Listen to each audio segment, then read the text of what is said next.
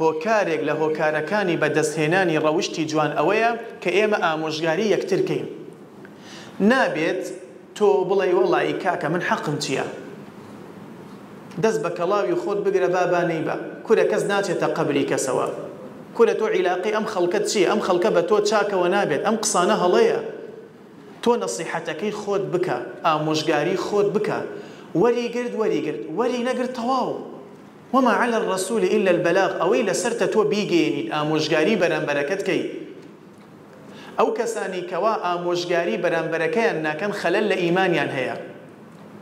تۆ مناڵی خۆت ئەبینی یاخود برای خۆت ئەبینی، خزمی خۆتە ئەیبینی، دراوسەی خۆتە ئەیبینی یاخود هاوڕێتە ئەیبینی، خەلەلێکی هەیە لە ئەخلاقی. ئەتوانی ئامۆژگاریکە. چۆن هەموو شتێکی باش بۆ خۆت پێت خۆشە دەبێت بۆ براکەتیش پێت خۆش بێت. لا يؤمن أحدكم حتى يحب لأخيه ما يحب لنفسه. واتە ئیمانی ئەو کەسەتان کامڵ نییە. تۆ چی پێخۆشە بۆ خۆت دەبێت بۆ بەرامبەرەکەتیش پێت خۆش بێت. چۆن حەزەکەی خەڵکی باسی تۆ نەکەن، باسی سومعەتی تۆ نەکەن، باسی ناموسی تۆ نەکەن، باسی ئەخلاقی تۆ نەکەن، دەبێت بۆ براکەتیش پێت خۆش بێت.